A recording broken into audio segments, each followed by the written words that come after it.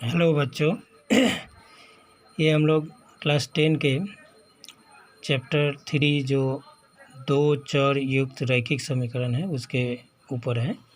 तो इसको हम लोग थोड़ा समझ लेते हैं क्या है। तो यहाँ पर दिया हुआ है दो चर युक्त रैखिक समीकरण का साधारण रूप इस तरह से रहता है। हम लोग का जो समीकरण रहेगा a1x + b1y + c1 = 0 और इधर रहेगा दूसरा वाला a2x b2y + c2 = 0। तो यहाँ जो x और y है वो दोनों चर हैं। तो दो चर हम लोगों का इसमें बोला गया है, दो चर युक्त रैखिक समीकरण। तो यहाँ x और y में हम लोगों को x और y दो चर हो गया और a1 b1 c1 a2 b2 c2 ये सब हम लोगों का अचर है, अर्थात संख्या है, कोई भी संख्या हो सकता है। तो इन दोनों के ऊपर आधारित कुछ शर्त है जो यहाँ दिया गया है। यदि a1/a2 अर्थात यहाँ का a1 और यहाँ का a2 बट्टा करेंगे और फिर यहाँ का b1 और यहाँ का b2 बट्टा करेंगे, दोनों का आंसर बराबर नहीं होगा तो उसका बीजीय समाधान में होगा अद्वितीय समाधान। और ग्राफ में दोनों रेखा प्रतिच्छेद होगी और ये दोनों कैसा समीकरण होगा? तो संगत समीकरण होगा। अगर ये शर्त होता है a1 a2 ≠ b1 b2 तो तीन चीज़ हम लोगों को मिलेगा। एक, उसका अद्वितीय समाधान होगा। दूसरा, ग्राफ में अगर ये इस समीकरण को डाला जाए तो दोनों रेखा प्रतिच्छेद करेगी।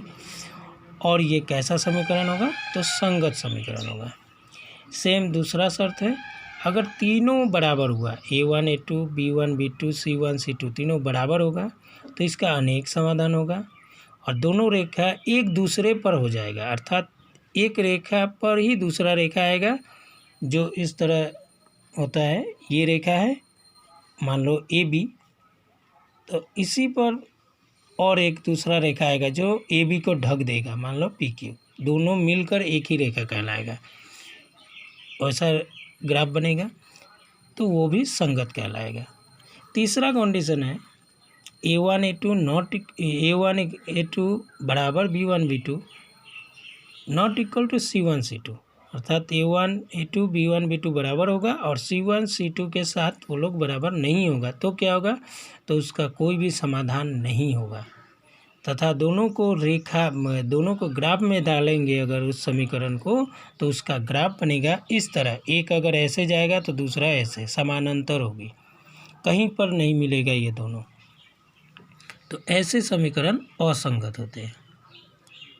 तो इस शर्त के ऊपर हम लोग उपरोक्त शर्त के आधार पर हम लोग चैप्टर 3.2 के क्वेश्चन नंबर 2 और 3 बना सकते हैं। जैसे एक एग्जांपल मैं दे दिया हूँ चैप्टर 3.2 का क्वेश्चन नंबर 2 का 1 में एक समीकरण है 5x - 4y + 8 = 0 और दूसरा है 7x + 6y - 9 = 0।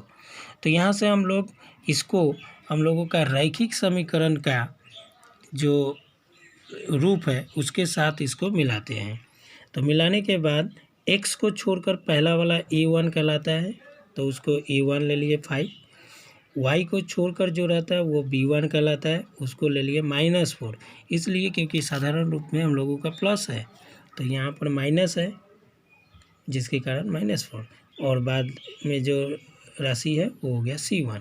उसी तरह इसमें x को छोड़कर पहला वाला a2, y को छोड़कर पहला वाला b2 और लास्ट वाला हो गया c2। अब इसको y में निकालेंगे तो यहाँ निकाला हुआ है जैसे a1/a2 इसका आंसर निकाले 5/7, b1 b2 -4/6 काटाकाटी करने पर -2/3 आता है। तो इससे क्या पता चल रहा है? दोनों का आंसर अलग अलग है। ये 5/7, ये 2/3 -2/3, दोनों आंसर अलग है, अर्थात दोनों बराबर नहीं है। तो नॉट इक्वल टू होने का मतलब हो गया पहला शर्त ये। तो इसमें हम लोग का ग्राफ में क्या है? दोनों रेखा प्रतिच्छेद होती है। तो यहाँ पर हम लोग लिख लिए हैं देयरफॉर दोनों रेखा प्रतिच्छेद होगा। इसी प्रकार तुम लोग चैप्टर 2.3 का क्वेश्चन नंबर 2 और 3 बनाओगे, बनाकर और ग्रुप में होमवर्क को अपलोड करोगे। ठीक है।